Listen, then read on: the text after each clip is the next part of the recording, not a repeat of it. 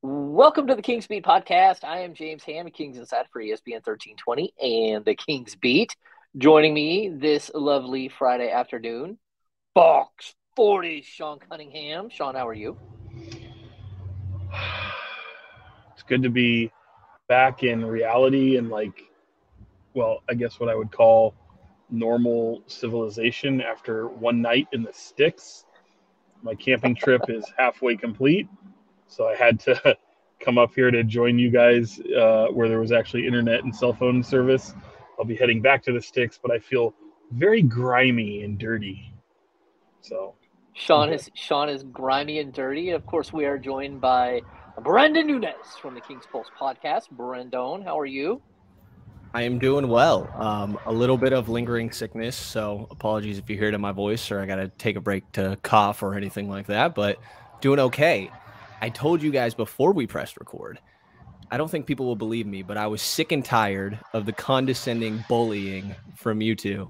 Not And I from watched movies. I've watched a couple shows. I'm trying to get caught up. I will admit one of them was Barbie. It was not my idea. Okay, And it actually was a solid movie. I will Yeah, say, I I go thought see there were some Barbie. funny jokes in it. I liked Um, it. I did as well. I saw Us, the Jordan Peele movie. Is that the right name? Yeah, that's Yep. fantastic. That was a great movie and based in the Mhm. boardwalk, which is a place that I love. So, well, I guess based. I spent a little bit of time at the boardwalk, but saw that. I saw the Johnny Manziel documentary on Netflix that was Oh, interesting. I'm sure left out a lot, but was interesting. And then I've caught Johnny up on Football. a couple Black Mirror episodes. So I've been watching things, fellas, all at once, believe it Jeez. or not. I don't believe him, Sean. Yeah, I mean, what are the odds? I haven't seen Barbie yet. I want to. I will go see Barbie. But how is it possible that Brendan and James have both seen something I haven't? I don't think that's ever happened, at least from a movie That is standpoint. strange. I Yeah, did go see Oppenheimer, so that's a good one. I'm a little caught up. I'm a little caught up. And Barbie, I thought Barbie was interesting. Like I thought it was fun.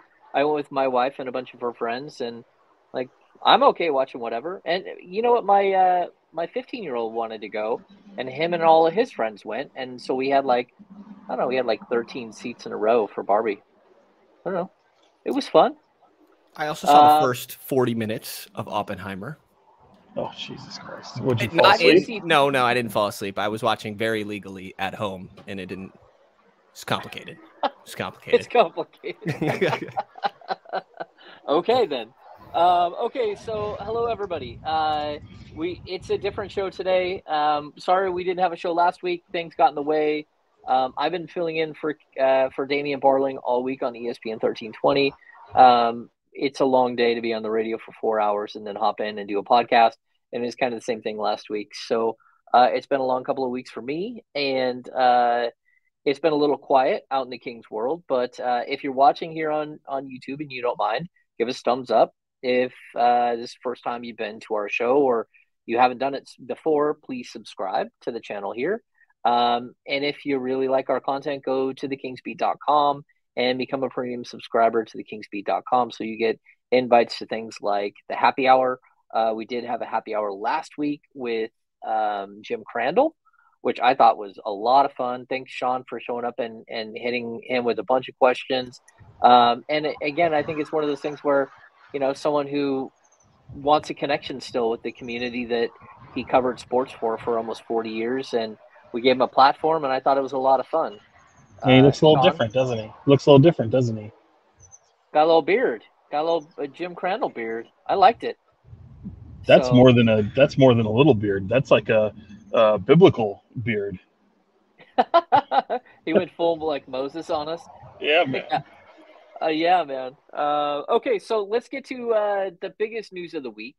That is that the Sacramento Kings have brought back Neemias Queta for it's not a training camp deal. It's a full-fledged contract, but it's partially guaranteed. We're seeing today, and I had heard rumors of this. It's guaranteed for $250,000 through camp. If he makes the team coming out of camp, he gets a $500,000 bonus for being on an opening night roster. And it becomes fully guaranteed on January 10th, which is when everyone else's contracts become fully guaranteed that are on partially guaranteed contracts. It's also a 2-year contract, with the second year being non-guaranteed.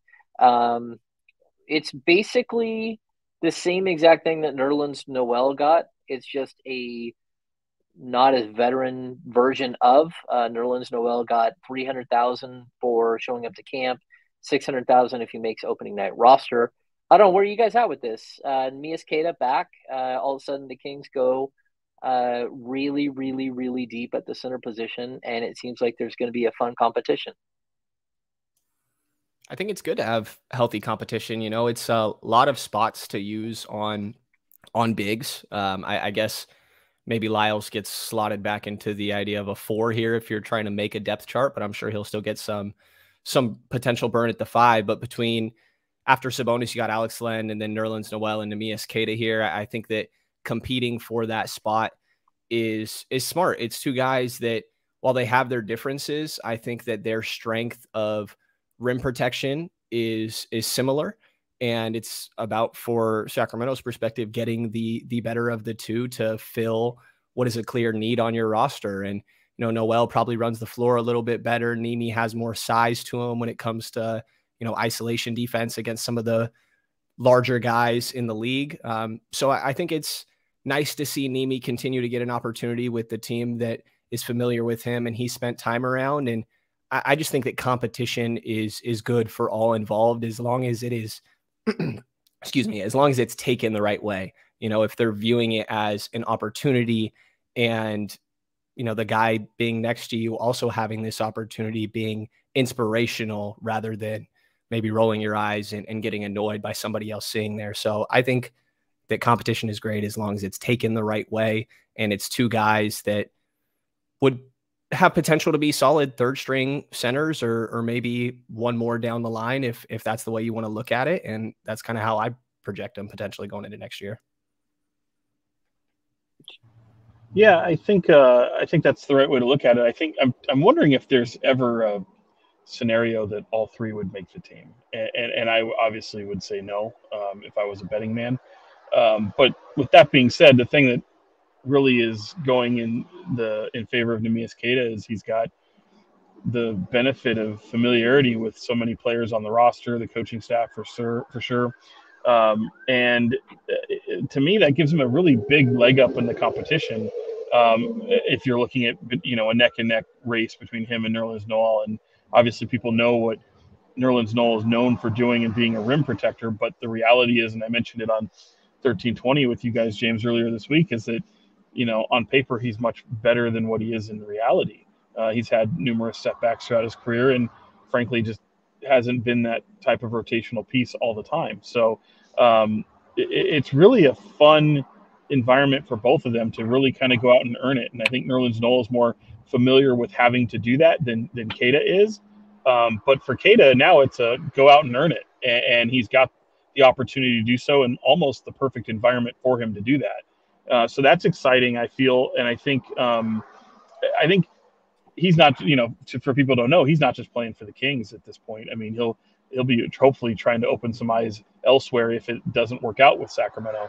I think they'd like him to be a rebounding force and a rim protector that they believe that Nerlens Noel is capable of being. But what he's got going for him on the offensive end, in my opinion, gives him the advantage. And so I know he's younger. I know he hasn't necessarily played NBA minutes, but this is the moment. And you're going into a camp to compete. And we've seen some nice things in Summer League. We've seen some things in G League that have obviously had some accolades attached to him, with him making the, you know, all league team last year. And now it's on just that upward trajectory. And if he can really go out there and grasp it, you know, it'll be a lot of fun to kind of see a guy go out and earn it. Yeah, I was pretty harsh on Nerlens Noel when we were talking about him on D-Lo and KC, Sean, because I think, you know, again, I brought up Damian Jones, and Damian Jones, like, for me, is a more impactful player because, number one, he stays healthy, but number two, he really does fit into like a traditional rim running, defensive minded, rebounding big man. And like Nerlens has always been like this mystical beast that could have been something, but he never quite reached it in any of his stops before. And we're talking about, I think the Kings are his 17th. So it's not like he hasn't had opportunities. So if I'm the Kings, I'm glad that they brought in Nerlens Noel. I think it made sense. But I also do believe that it makes sense to bring in Queta because uh, he's a bigger version. He's stronger. He's younger, and there's this other thing that number one, you can put him back in the G League if you need to. So if he does make the opening day roster, but you want to send him to the G League, he's in his third season, so he can still go down and play. So if you go through a stretch where you're testing out the Trey Lyles thing with Alex Len as your backstop, and Queta hasn't got any minutes for say like 2 or 3 weeks, and you want to send him down to the G League and ramp him up and give him 2 weeks to like get ready to play again, you can do that. Where you cannot do that with Nerlens Noel. Noel, you're gonna have this problem that if he's sitting, like what does that mean for him? You know, he can work out, he can do certain things, but he's not getting actual basketball. So I think that plays into the hand. And then I think the other piece that really does matter is by retaining Neemias Queta, you're rewarding a player that's in your system, who's worked his way through your system, who's fought through two-way contracts, and who has performed well, who's grown into his role. He came number 2 in the G League and MVP balloting, was all G League, was all defensive G League. Like he has these accolades. And what would that mean if he has all these accolades and he's done everything that you've asked him to do, and then you don't even give him an opportunity to compete for the start a roster spot in training camp? And I think it would have set a bad precedent to not at least give him a shot here to compete. And I don't know if Queta can bust through and become a rotational player for the Kings or not, but I certainly think that for the players that you ask to go to the G League and that you send to the G League and that you're stocking that team with, it shows them that there's a way to climb into to make it, right? To get to the big club, to get a $250,000 guarantee, to possibly get, $750,000 guaranteed if you make the opening night roster. And if you would have wasted that opportunity with him, I think it actually would have had a negative impact. Like it would have shown some of the players around him that, like, look, it doesn't matter how good you are at the G League level, we're still not going to give you that opportunity. So I think that's another element to this that I think could be missed. And we've seen him reward guys before, and I think it's valuable for that same reason that you pointed out, like DJ Stewart getting a little bit of money from them last year, Deontay Burton getting called up for a 10-day.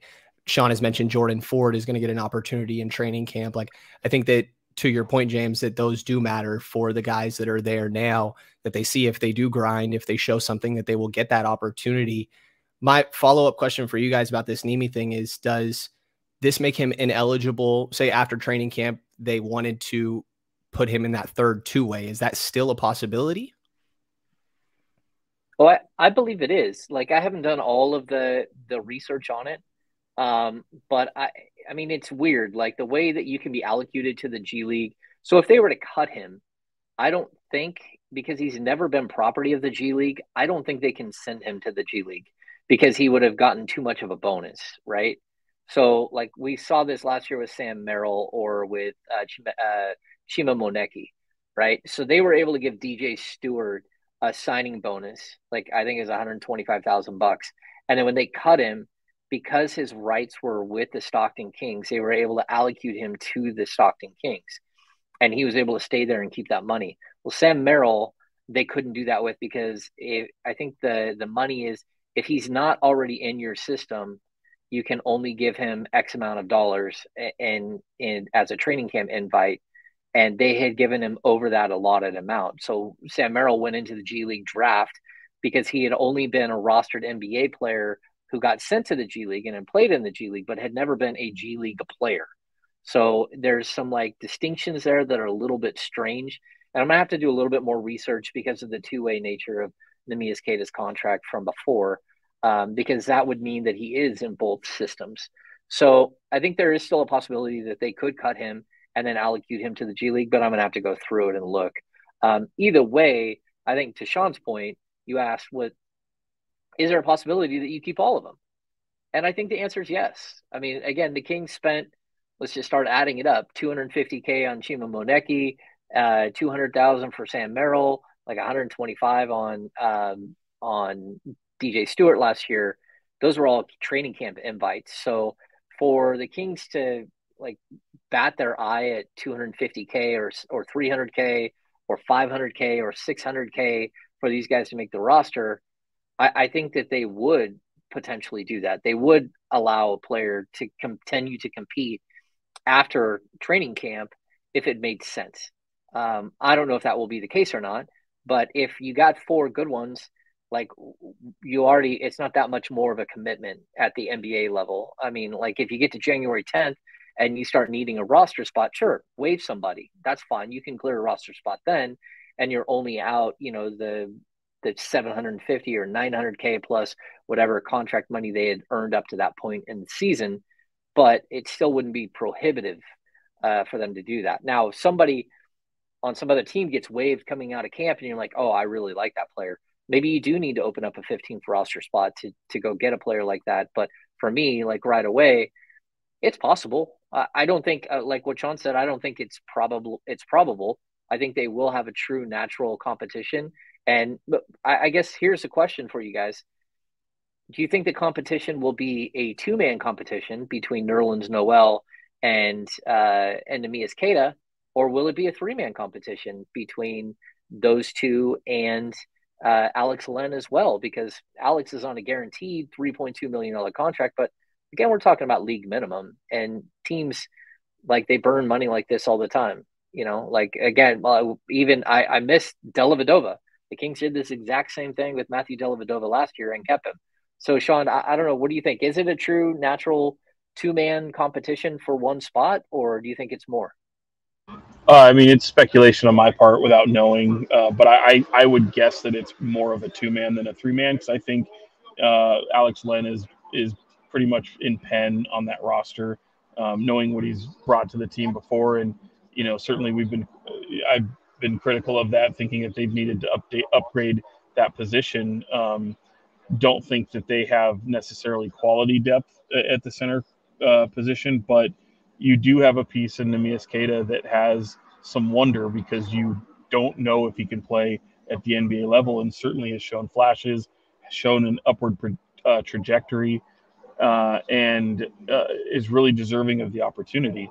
To me, I feel like we know what Nerlens Noel is, and if he can stay healthy and somehow find that spark and deliver upon it, maybe turn in one of his best camps and set himself up. Maybe you lean on the veteran presence more than somebody like Queta. But I think what Queta has, I mentioned it before, and I mentioned on the radio this week, is, Mike Brown. It's all about who he's going to trust. And to me, if you're Mike Brown and you've been around Neemias Queta a lot, and you've seen some growth and you've seen some things, he may not be at the level you need yet. But if you're going up against somebody like Nerlens Noel, you have to try to see if he is somebody capable of filling in when needed. And I think both of those guys at various points in the season could potentially play, but it's not like we're talking about 2 players that would likely have rotational type of minutes. So it is depth, but I think it will be, to answer the questions initially, I think it is going to be a two-man race. And if I was betting on one, and I don't know if you'd be different in this, Brenden, but I would probably bet on Queta, because there is upside there. There is some untapped potential. And I still think there are question marks there. And let's be honest, if he can't beat Nerlens Noel to make a team, that would, in my mind, kind of answer every question you ever had about their belief in Neemias Queta. Yeah, I will say, I think that, if you're looking for just different looks at that backup 5, that Queta is probably more similar to Len than Noel is. So maybe if you're trying to look for just some variance in matchup variability, that maybe you lean towards Noel. But I think it's just going to be about how these guys play. And like Len, if he got totally outplayed by these two, sure, I could see that case. But I think that, to Sean's point, I'd probably agree that I would imagine that Len will be there. He got playoff minutes in that season that postseason against Golden State. And I think there's something there. So that's, kind of where I'm at with that. I think that there is, I know you guys said that it's not probable to keep all these guys, but I just kind of want to echo that, because you're at 15 right now, and your 2 two ways. So you have 3 training camp deals or 3 more players you can bring into training camp and 1 more two-way. And you don't have a third string point guard right now, you know, unless we're talking about Malik Monk or Colby Jones. But I still think there's a need there, and bringing back all of these guys to me is more so about opportunity cost rather than what specifically these guys bring. Yeah, it's a lot of depth that we would be talking about. Is there something that you guys think that Queta needs to do in order to stand out and earn this job? Because for me, what it is like when we watched him play in preseason, I mean, in summer league, and he had that incredible fourth quarter, right, where he's flinging the ball all over the place. He's dominating the action. He's grabbing rebounds. He's doing all this stuff. For me, like if Neemias Queta doesn't understand like a very basic thing, the second he walks out on the court, he needs to ball. He needs to bring it from the opening moment, because in his career, like that's in front of him right now, he's going to have a tough time ever being a starting NBA center. And that means he's always going to be coming off the bench. And sometimes that means he can come off the bench behind a guy that might be a 20-minute a game guy or you know, might be a 25-minute a game guy. But in Sacramento, he's coming off the bench behind an all NBA center. And that means that like whatever you're going to play, you got to be impactful. And that could be 13 minutes. It could be 15 minutes, but it could come in like 3-minute chunks. And you got to be ready the second you walk out on the court. And for my money, what I've noticed from him, like over the 2 years he's been in Sacramento, is he takes too long to settle into a game. And that's not what an NBA backup center does. That's okay if you're a starting center. You can work yourself into a game, but as a backup center, you need to come in and be impactful right away. You have to come in ready to bring energy and to rebound. I mean, even go back to like the Lakers game where he has this really solid like 12 points and 8 rebounds or what it was. In that game, he dropped 4 balls out of bounds or 3 balls out of bounds on the rebounding in the first like minute and a half he was in the game. And it was like, what are you doing? And it always feels to me he's not ready when he steps on the court. And that's something that if he's not ready on day one of training camp, he's going to fall behind. He does a better job of playing using his body, which has come in his evolution since coming to Sacramento. I think it's still a little bit mechanical at times, and sometimes he plays slower than he's capable of. I'd like to kind of see a little bit more quickness from him. But to me, it all kind of comes down to rebounding and the defensive presence. He, in a fun way, is a lot like the Hassan Whiteside in his second stint with Sacramento, in the way he can make the defense have to alter their motion and their plan of attack. I mean, he clogs the lane. Like he's in there. That's a big physical presence, and his presence alone does them justice on the defensive end. Now,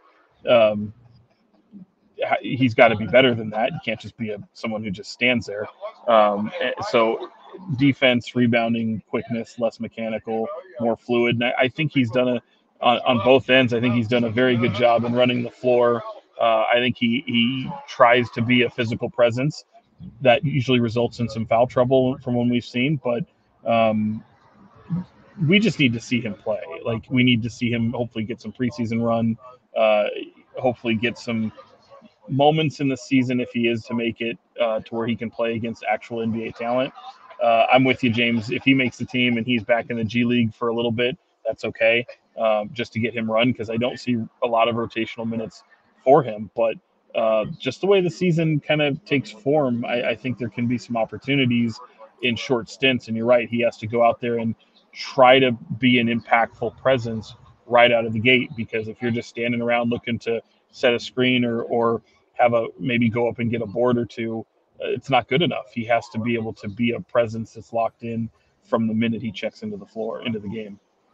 Yeah, I feel like we've said it a lot, but like just go back and look at what he looked like at Utah State. Like his body transformation has been insane up to this point in Sacramento. It's something he talked about last offseason, that he put on a bunch of weight and was getting used to it. At Summer League, he talked about, still getting used to that size, maybe a little bit more core and coordination at that size. And I've always been very focused on sort of his balance between finesse and power. And I think I've made the mistake of thinking because there's the finesse game, that's what's lacking, making the power lack. But both can coexist. I just don't think I've seen enough of like the brute strength that he clearly has available to him. And I think that's just getting used to playing at this size. So I think that that's something you could continue to see grow from Nemi. And I think there's value that this guy played in the offense all of last year. Like Stockton ran the same offense. He spent time with Sacramento, but Stockton ran the exact same offense. He said that he's worked on his ball handling a lot. You know, there is some flashing passes here. Like out of Len, Noel, and Queta, I probably am most interested in Queta running dribble handoffs. Like, I'm not saying that's the best, because Queta could also get better at his screens, and maybe it doesn't need to be DHOs. Maybe the guards can just be initiating it. But I think there's something there offensively as well. But there's definitely an aspect of still getting used to playing at this size, but you only can say that for so much longer. Bobby Jackson last year said that, you know, he's just too nice, that he wants him to play mad. He's right. There. Yeah. So be mad that Nerlens Noel is your competition, like in a constructive way, but be mad that you're competing against this guy and go out there and assert yourself. Yeah, I was going to add that, Brenden. I'm glad you brought that up, because hearing Bobby Jackson throughout the season, you're right, like wanting him to play like a dickhead out there. Go out there and be a beast. Go out there and stop playing nice. And sometimes, especially in the G League, sometimes you'll see some guys really try to involve their teammates, which is a good thing to do. But look, man, you're a second round pick for a reason. You're playing with a bunch of guys trying to make their way, almost like a summer league environment. You need to go out there and show them why they wasted a second round pick on you. And I don't mean wasted in a negative way, meaning that show that you're worthy of it. Show that you can outplay somebody else on your team or on the opposition that was undrafted, and they're trying to, you know, make their own mark and pave their own way to the NBA. You need to go out there and show them why you're worthy of such attention, and go out there and be selfish. Go out there and be a jerk. That's what you have to do. Yeah, and I think there's something too that Brenden, you were kind of touching on there. He's the closest thing of the other centers. So at this point, I consider Trey Lyles a center. I mean, that could change, but if Sasha Vezenkov doesn't end up being like what they think he can be, then it's possible that, you know, that you could see Trey Lyles move back to the 4 more often. But I think right now we're looking at Trey Lyles. We're looking at Alex Len, Nerlens Noel, and Neemias Queta. The closest thing to Domantas Sabonis they have of that group, in my opinion, is Neemias Queta. He's the one guy who can set a huge screen. Alex Len is probably a decent screen setter at the top, but Alex Len isn't a passer. Nerlens Noel has never been a passer in his career. Trey Lyles is a passer, but he's not the size that you're getting from, and he's not the screen setter that what we've seen from Queta. So while it's raw, and I still think there's potential there. He averaged over 3 assists per game at the G League last year. And so I actually think that he's a guy that if you can keep moving along this way with him and keep bringing him along, that there's potential for him to be that kind of passing big at some point in his NBA career. And so I actually think that bringing Alex Len back is a good thing for Neemias Queta. He's still a break in case of emergency big. And if you can run, you know, Queta can maybe get some third string minutes here early in the season and see if you can bring him along. And if it doesn't work out, you could go back to Len. That's where I think the advantage is, that you're dealing with a young player who hasn't even like scratched the surface on who he can be as a player. But to give up on him at this point, to me, would be kind of crazy. So again, I like his passing ability. I like his ability to clear space and set screens, rolling to the basket. He's an immense dude. He draws a huge crowd, which again will just do nothing but open up your shooters on the perimeter. So if you do need to use him in a game, I think he's the guy that I would want to see out of this group behind Trey Lyles. Like, I think Trey Lyles is going to get the first shot here. But after that, there's going to be games where you need a big backup center, where, you know, Steven Adams or Nikola Jokic or Vucevic gets your big center. I mean, gets Sabonis in foul trouble, and you need somebody to step in that can actually handle it. And Trey Lyles can't, you know, hold back some of these guys. And so I'm all about it. I've been a Queta fan just because I think he's a good kid, but also like the size The skill set is there. The defensive acumen is there. But also what you brought up, Brenden, like the way he's developed his body and the Kings have helped him along the way, like he is not the same player he was when they drafted him 2 years ago. And we see him getting better. And so I kind of want to see where he goes one more full season before I make any sort of like true judgment on whether he's an NBA player or not. As the one with the Portuguese last name, I feel obligated to keep the country happy, you know. Yeah. Stay as the NBA favorite in the country as long as you can. That's right. The good people of Portugal, we love you. We want your guy to stick around a little bit longer. Sean, you had the pleasure of going out to a golf tournament this week, or late last week, where you hung out with Mr. Keegan Murray, Mr. Malik Monk. How is Keegan doing after his Team USA select team, adventure, and just how much do you think he learned from that process? Because it seems like it's a really good like stepping stone for a lot of players. Yeah, I think it was a pretty eye-opening experience for him. I think he took to it like a fish to water. I think he likes some of the challenges that come with being part of the USA Select team. I think by virtue of that team beating USA Basketball, the national team, which is, let's face it, it's not the dream team of old. It's definitely not even what Olympic teams have looked like in the past. There's a lot of people that he would consider peers, people that he's around and in part of their draft classes and guys that he's competing with. Nobody like the Kevin Durant's and the Draymond Greens and the Steph Currys and LeBron James and stuff like that. So I think it was a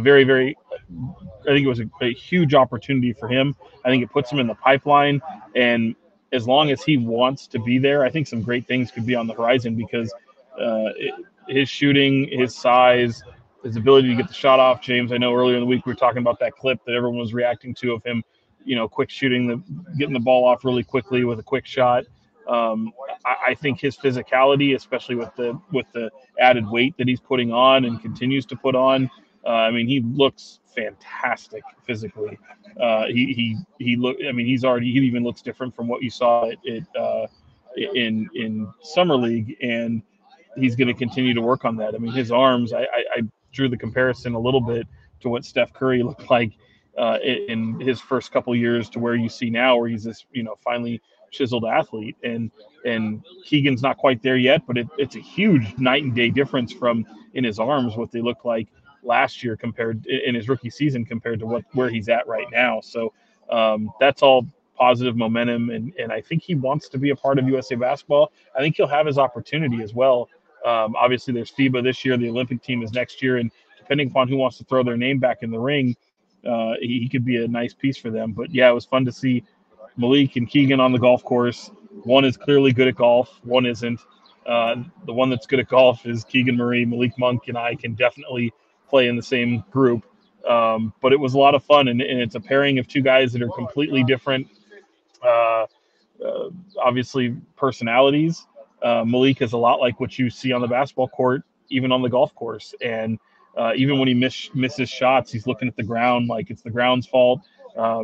He's blaring music from his golf cart, which was great for me because a lot of the music that he's listening to is a lot of the stuff that I listen to. It's all over the board. I mean, you've got hip hop, rock, pop. I mean, we had, I was complimenting on his Nothing But Thieves playlist that he had, if you're familiar with that group, or even Halsey is the shirt I'm wearing right now. He's blasting Halsey out of his golf cart and having a good time, man. So Marcus Graves, a G Leaguer from Sac State, former Stockton King, was also in that group, and it was fun. It was a lot of fun, and it was for a good cause with Midtown Church, who's making educational opportunities for children. And so they went out there and had a blast and put a little video on Instagram. And yes, I know Malik Monk flipped double birds. That was directed to me. That's okay. He's not flipping off a charity for people who are trying to, think that that's weird. It was all in fun. Oh, muted hammer. Muted hammer. My bad.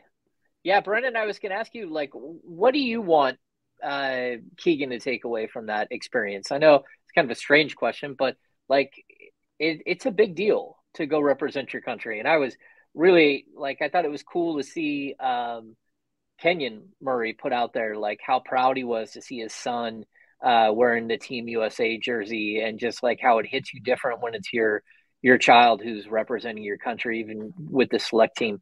But is there something that you're hoping that he gathers from that experience?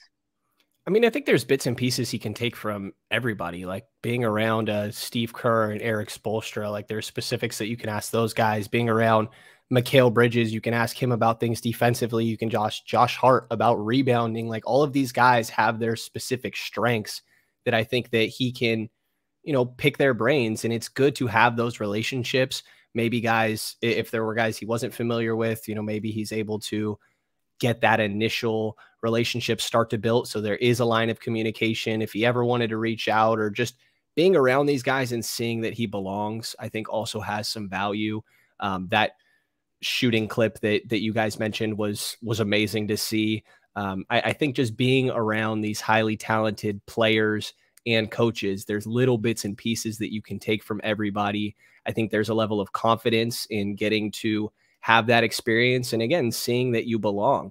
And little things like coming out at the same time. Paul George is saying on his podcast with Klay Thompson that they're drafting the best shooters in the league, and they take Keegan Murray as one of the 10 best shooters. Like, I think that this could do so much for his confidence and just picking the brains of all of these extremely talented, smart guys that are around him, and constantly being in different scenarios, whether that's working with De'Aaron Fox and Luke Laux or different members of this coaching staff, but also getting these different perspectives from players and coaches, I think can hold so much value to a young player.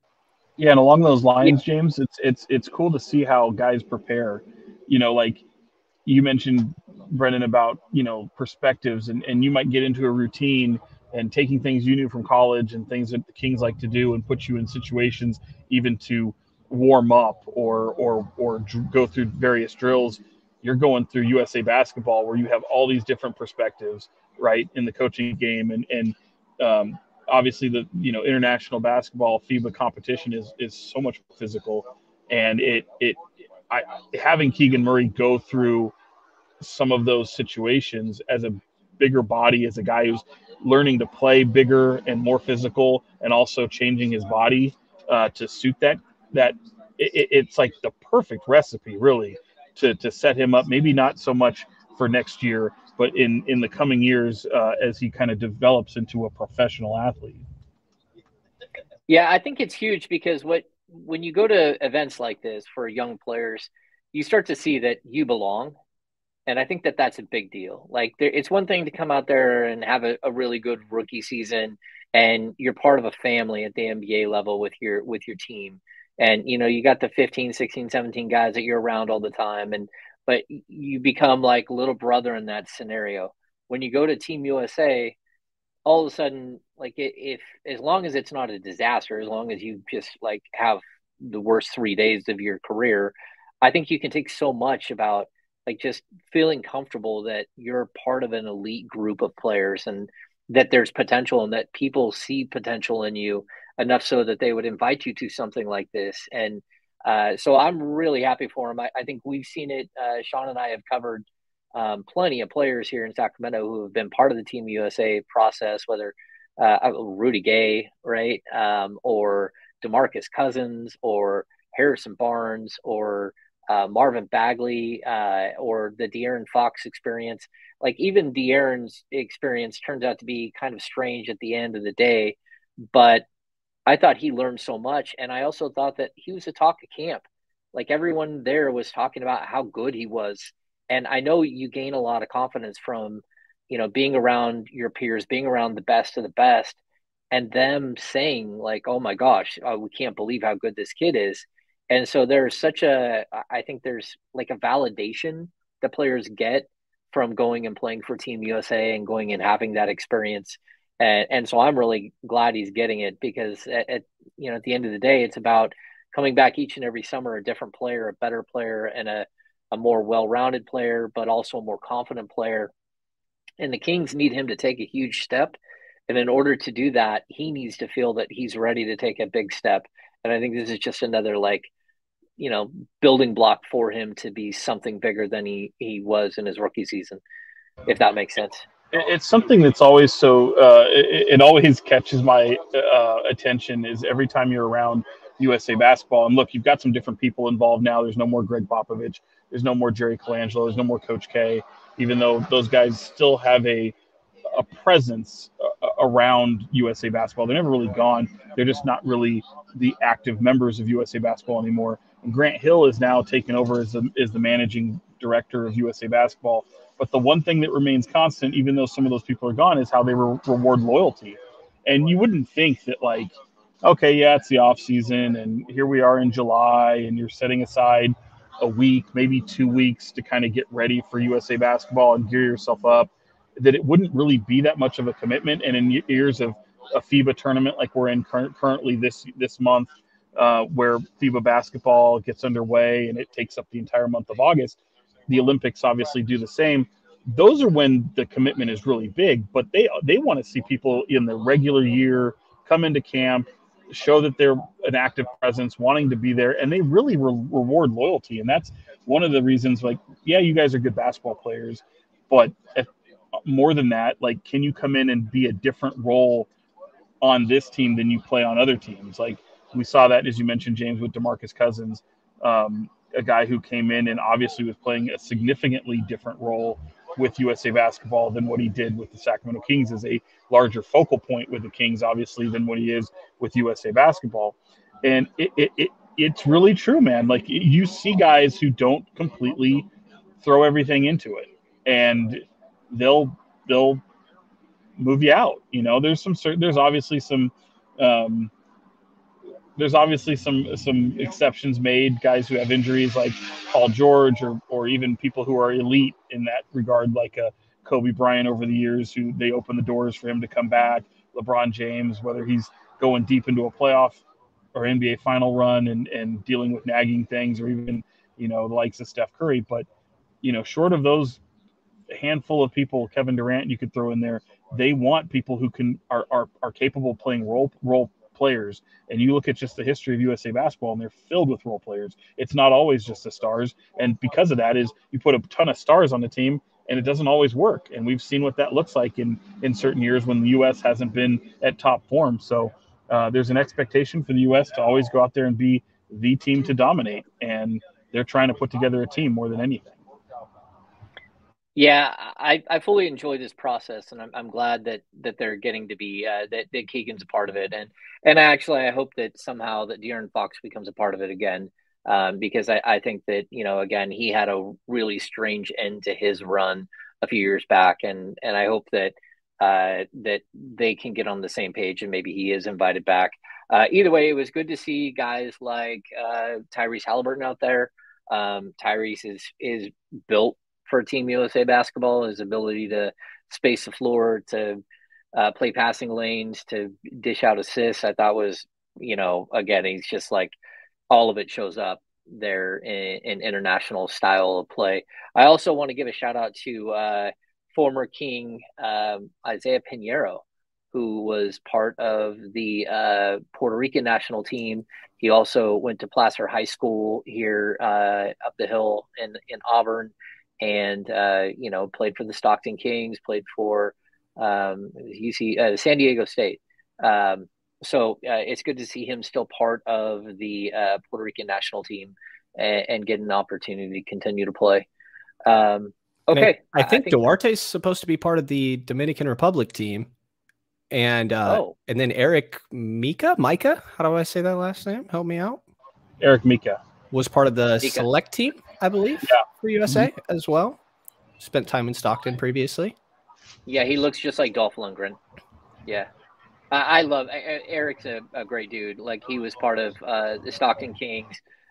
He was actually he's your typical like 4A player. He's just that one step that can't get a true NBA like landing spot that lets him stay in the league, which is too bad.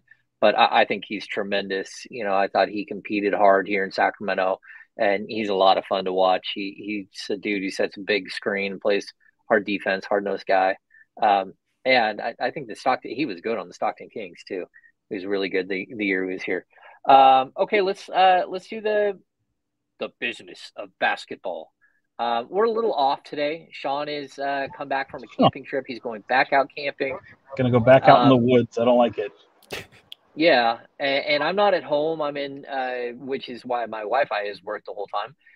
But it's I'm in studio here. I was in studio all day today, and so things are a little different here. But let's get to the question at hand. The question, Sean is reported repeatedly that Jordan Ford will likely be in camp. You know, we've got what do we got? 15 players on the main roster at this point. We got two-way players. The Kings can carry up to 21 in camp. What would you guys like to see them add here? Because I mean, if we add in Jordan Ford to that mix, it puts us at 18. They still have 3 more roster spots. But if you're going to have a competition here, what would you like to see them add going into training camp? Even if it's like a minor player that you think that would at least be fun to watch in a tryout. I mean, I think that you do need that third string point guard, but I think that Jordan Ford has the potential to fill that. After that, I mean, it's typical, but it's just kind of 3-4s. Like if we're talking about Trey Lyles as potentially getting a lot of run at the 5, which makes sense to me as well, then you kind of need some more depth at that 3-4. You know, like right now, Harrison Barnes, Kessler Edwards is kind of who I have down at the 3, and Duarte can give you minutes there as well. Obviously, Herder can. Colby Jones, maybe you try to get away with some of it, but then Keegan Murray, there you need some more depth. I think you kind of try for another Casey Okpala, Chima Moneki, you know, like those type of guys, because you still need that prototype. I still think you need that defensive 3-4, like a Derek Jones Jr. that just got picked up and we know they had interest in previously. Like I think guys like that make a lot of sense to me. And that's kind of where I still see the hole. That third string point guard for sure. You have a lot of 2 and 3s, but maybe just a little bit more 3-4s are what stand out to me here, especially if we're talking about Lyles potentially being at that 5 spot. Yeah, I think I agree with that. I'm for the life, as long as we do this, I'm always looking for that, really stud 3, that starting hands down. This is a absolute sensation. Now, obviously, you're not doing that in training camp, right? But in terms of looking at the whole of your team, I think those are the types of questions you're asking yourself: is there a pathway to land somebody like that? Is there a pathway to find, ideally, a 4 that can not only stretch the floor but also, be a rebounding presence? Because I think rebounding is sorely needed outside of Domantas Sabonis. He needs a lot of help in that area. I kind of feel like a lot of that might hinge upon what the first 25 games look like with Sasha Vezenkov. Like, can Sasha be the guy that they lean on? Does he have any struggles adapting to the NBA game? And I think it'll probably take 20, 25 games to really try to get an answer on that. And I think one that kind of tags along with that is, as you mentioned, Brenden, with Trey Lyles, where will he be most effective, and can he kind of replicate some of the success that he had last year and build upon it? Not suffer a setback year where it's like, all right, I kind of got some money now, I kind of got a little bit of comfortability. Last year, I feel like he came into camp the right way. His body was incredible. He put his all into it, and you don't want to have any let up in that regard. And I don't think that he will. I think I'm very confident in the fact that he'd be able to try to replicate with what he did last year. I think he found a nice role on the team, and I think Mike Brown has a lot of confidence in him. But yeah, I think rather than trying to find some fringe player, to answer like who to bring in for training camp, I think you have to really kind of take the more broad approach and say, what's our pathway in finding what ultimately we need these holes to be better at. And it's just unfortunate that you've got a couple guys, and maybe you could throw Chris Duarte in that conversation as well, as can he turn his season around from last year while he's healthy? So you do have some questions for sure. Just say Justice Winslow already, Sean. I do like Justice Winslow. I do. I know you love Justice Winslow. I do.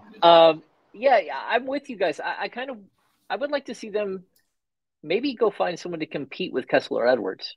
Like find someone that has that type of skill set, but like what Brenden brought up. I don't know, would you guys take a flyer right? We're getting down to, like not that far away from camp. I mean, media day has been pushed back, which I think is weird. It's in October. It's like I think the 2nd or 3rd of October, and then we go into training camp like the next day. But would you guys take a flyer on a guy like Kelly Oubre, who's still sitting there waiting to sign a contract with somebody, and maybe you do extend like a league minimum contract and say, hey, if you can battle with Chris Duarte and you can battle with Kessler Edwards and you can come out on top, maybe we would kick the tires on you. Maybe we would find a rotational spot for you. Would you do something like that? Or are you confident in the sort of what they're building here with the 15 guys they already have? I would not on him in particular. There are certainly some people out there that I would like to see a competition through and see how things play out. But I don't personally see how adding Kelly Oubre at this stage, especially with some of the questions you have, I feel like it could maybe complicate things a little bit. I don't think he's just the type of player that would be this guy that puts them into another tier, if you will. I think you've got some guy. I mean, if things get into a dire circumstance where there's an injury or there's a tremendous setback with some of the players you mentioned, James, to where you can't rely on either Chris Duarte or Kessler Edwards, or you can maybe throw in a couple other ones to be that type of rotational piece, then maybe that's when you go and look at trying to add someone like him. But I feel like at this stage of where they are entering camp, it's not the right time. That would be either a back-end camp move or an early season move if he might be available at that time. Yeah, I think it depends on how, like Oubre specifically, it would depend on how he's viewing it. I think that such an important aspect of Sacramento's season last year, and part of the reason that I think there's optimism behind, at least somewhat optimism behind the continuity, is how much chemistry this group had. And I think that's a very delicate thing. And that's nothing specifically against Kelly Oubre, but like, it's just it's delicate. And that's a guy that I would imagine is looking for a little bit larger of a role than maybe what Sacramento could potentially provide. There's, some other names out there that are, I guess, somewhat intriguing as you're going to get at this point in the offseason, right? Like a Juan Toscano Anderson is out there. There's like TJ Warren.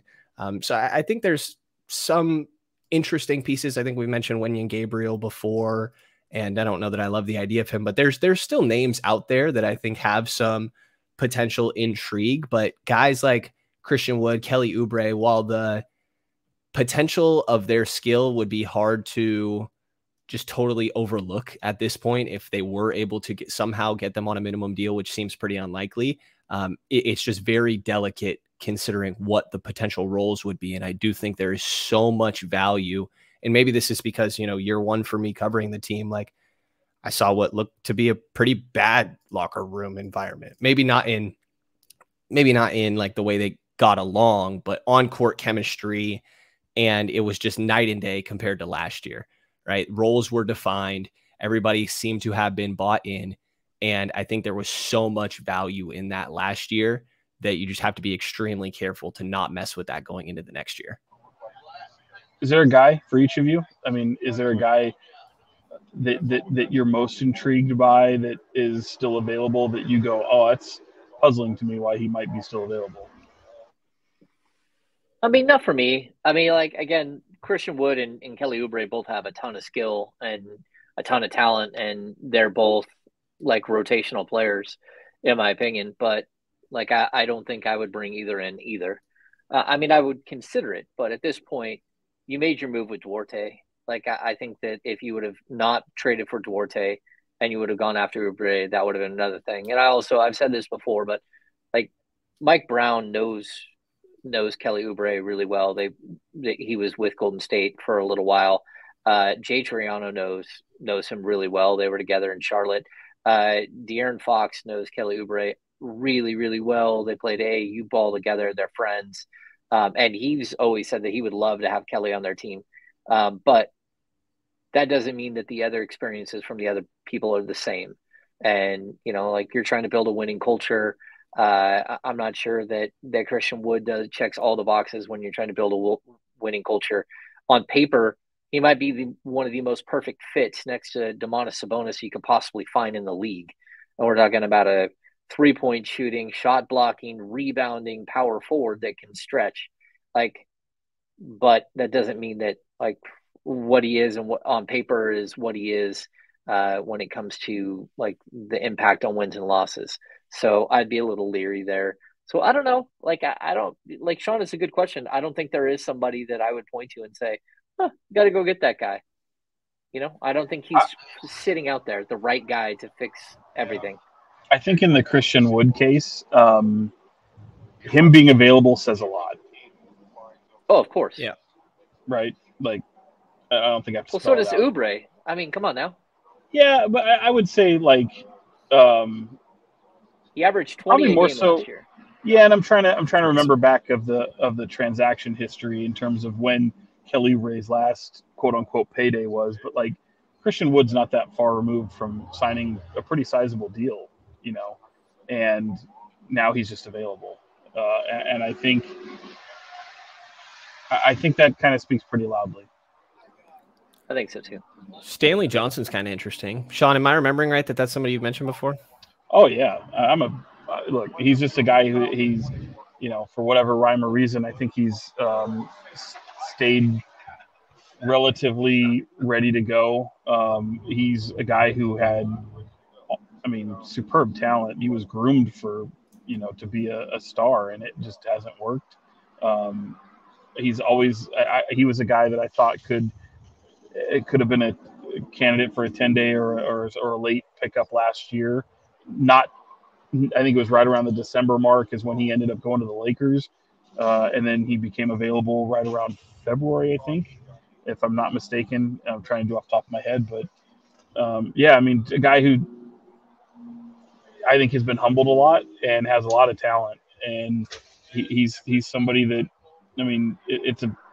it's a tale as old as time. You're going to see guys that get heralded 1 minute and then out of the league the next. So for whatever rhyme or reason, I've never heard people totally kill him. I think the shot making has certainly been a question, but he's got size, he's got length, he plays pretty solid defense. But for whatever reason, hasn't been able to find the right fit.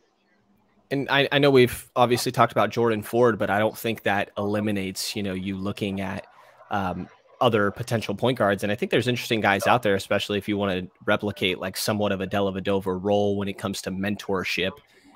Ish Smith is still out there. There's Goran Dragic, George Hill, DJ Augustine. All these guys are actually a couple years older than Dellavedova, believe it or not. But if you were looking for some veteran breaking case of emergency third string point guard, I think those guys are a little interesting. Even Trey Burke, who spent time last year in Stockton, that's another guy that kind of stands out. That yeah, I just don't think that they're gonna do anything crazy here. I think you probably want to sit back and make sure that somebody doesn't cut somebody that you like. Look at Oklahoma City. They're at I think it's right around 20, 21 players right now, and they're gonna have to cut down to 15 and that's not including their two ways. They've got some players they might be able to move to two ways, but realistically, there's a team that they're going to have to cut some people. And there are other teams out there that are going to have to cut some young players that maybe one or two of them make sense to you. And so I think the Kings will also look to probably keep one roster spot open, something that they've learned a couple of times the hard way, that it makes a lot more sense to have a roster spot open and be able to go help out or trade for a player and, whether it's a Kessler Edwards, but they've done that a couple of times where they've used a roster spot to actually acquire a second round pick or a player that makes sense to them. So, it's all interesting. The roster makeup, it looks like it's pretty close at this time. I wouldn't be surprised if, something else happens, but it looks like this is what they probably will walk into camp with maybe some small extra add-ons here and there, which would be more like G League or guys that you would, hopefully would stick in Stockton for some time. Yeah, and you might see some of those familiar faces from Summer League maybe pop up on the radar. Mike Dom. Mike Dom. Well, and to your point with OKC, James, and other teams as well, like those teams will try to trade guys before they just get rid of them. And so having these available open roster spots, I think holds some value in that aspect as well. Yeah, they might give you something to take a player. Yeah, so they don't have to pay out. So, I mean, that's always a possibility. They might give you a second round pick since they have like 400 picks over the next 3 drafts. So, yeah, you never know. All right. What do we got for final thoughts? Let's get out of here. I have to give a shout out to Sean because I have tried 2 food recommendations in the last 2 weeks, and they were both phenomenal. Mezcal in Natomas. Ran into a Kings Beat listener, and I'm the worst that I don't remember your name, but I appreciate you. And Sean, the spicy shrimp plate, I got what you said. Amazing. Camarones a la diabla. And so great. So I took your second bit of advice as well and went to Frank Fats. Phenomenal. Got that banana cream pie that you mentioned. The honey walnut shrimp was amazing. So shout out to Sean for the recommendations. James, if you have others, I'm glad to hear it. Any listeners, comments, recommendations, Sacramento and Natomas area? Brendan's really getting to know the geography now. I'm trying. The landscape. He's got to try. And for the record, I hate banana cream pie. I hate bananas in general. But I just know that is what they're known for at Frank Fats. So my final thought would be, I don't really have many. It's been beautiful. The weather has been phenomenal. I don't like camping, but it's been really, really good. And how about a lot of high school football 1 week from today as we record this on a Friday. High school football getting going all across the region. So those Friday night lights are going to be turned on, and I'm going to get out to a lot. You go check out some high school football, Brenden? I have not yet, but you should do that. I should. Yeah, man, it's a lot of fun. Yeah, sometimes I'll go across the street, like to Bear River and watch a little high school football. A little, not a lot though. Not a lot. I used to live right next to Fulton High. Never went to a game. Yeah. Well, that would be kind of weird. Like, at least I'm a dad and I walk over to my son's there, like hanging out. But if you're just like a dude in your 20s walking up to a high school game, like a little strange. If I shave, I might be able to suit up. I don't know. Yeah, you probably have a student body card you could probably get in, but right. No, I mean I know a lot of people that will go do that, especially for a team like Folsom that ends up having a lot of blue chip talent athletes. And I mean, if you go check out Grant, and you got kid going to UNLV, kid going to Utah, several other D1 players in there. Folsom's always got a slew of them. Yeah, go check them out, especially the public schools. That's a lot of fun. All right, James's final thoughts. Number one, I love the weather. The weather's been great. Like this 85 thing is spectacular. Thoughts and prayers out to the Lahaina area on Maui. We were there like, I don't know, a year and a half ago. Absolutely beautiful area, great people. Feel really bad for what's happening there. Let's see. Outside of that, my son talked me into playing fantasy EPL, like English Premier League soccer. God, why?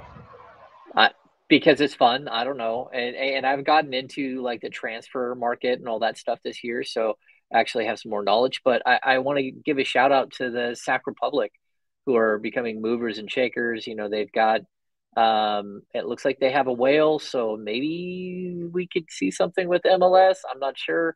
But they went out and signed a 13-year-old this last week, which is flat out crazy. And like, hopefully that works out for him, but he looks like a crazy ball player that they might even play this weekend.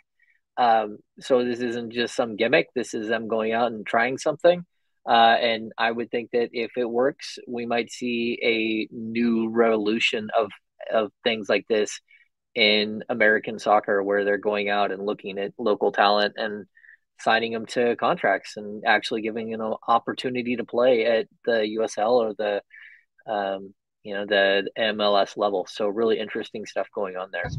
Yeah, I did an interview, by the way, that whale, Belinda Stronach, and it was it's been in the works for a long time. I mean, if you remember that classic game during the U.S. Open Cup where the Republic beat another MLS team to advance, they go to Orlando to face, but it ends in shootout. And Kevin Gilmore was actually at that game. That's how far back. Kevin Gilmore is the CEO for her company and is a former president with Montreal and the MLS team or the soccer team they had up there, and so he's got some roots there. It's a pretty promising thing. They're very cautiously optimistic because of just just look at the track record of how things have worked out. But yeah, they're going to have to enter the negotiation stage, and hopefully the MLS will want to expand beyond the 30 that they have. And the expansion fee, the last one was $500 million. Can you imagine if it's right around the same? I mean, that's a lot of money for MLS. So she seems like she's all in, and it'll be interesting here in the next really month or so to see if you can get some word from MLS. Can you get a stadium ready to go in the rail yards? I know they're confident that they can do that. They just have to know whether they're doing it for a USL team or for potentially an MLS team. It's a solid reminder that Inter Miami is playing in the League Cup's quarterfinal right now. So I'm about to turn that on. Just went up 1-0. Get a little Messi, Busquets, and Jordi Alba. Yeah, let's do it. Look at that. Oh, Brenden. What? He's watched movies and now he's watching FIFA. Soccer? I play FIFA. What? Okay. Oh, my son is a FIFA master. So, by the way, them having Messi just shows that even him, what is he, 36, 37 years old? The differential with respect to MLS players, the differential in talent that guy can come over and do what he does, just unbelievable. And I'm not a soccer guy, but that is crazy. Yeah, it's he's a joy to watch. Like, watch him whenever you can. So, all right, well, that's going to do it for this edition of the Kings Beat podcast. If you're still watching and you don't mind, give us a thumbs up, subscribe, give us a rating and review wherever you watch podcasts. Jump on board with the Kings Beat. Go to thekingsbeat.com and become a premium subscriber. I worked all week with Kenny Caraway here at ESPN 1320. So shout out to my dude, Kenny. KC, he was amazing all week, and it's a bear to sit here for 4 hours straight, 5 days in a row. Absolutely crazy to people who do that for a living all day, every day. So shout out to Kenny. And we'll be back. We'll be back next week with another episode. And we'll start gearing up as we get closer and closer to the start of the 2023-24 Sacramento Kings season. So for Box 40, Sean Cunningham, and look, I've got my Brenden Nunes from the Kings Pulse podcast. I'm James Ham, Kings Insider for ESPN 1320 and the Kings Beat. See ya.